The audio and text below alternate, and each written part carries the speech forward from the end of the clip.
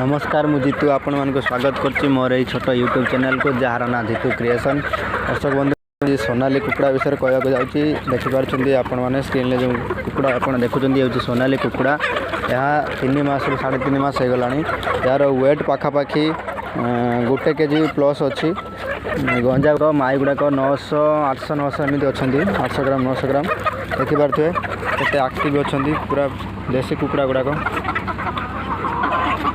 3 मास 3.5 मास मैंने बिक्री उपयोगी हो जाती।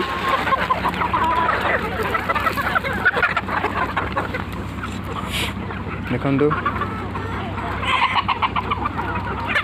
छोट चाषी मैंने चाहिए यहाँ 100टी कुकुड़ा रखी आरंभ करें। एक लाभदायक चाष।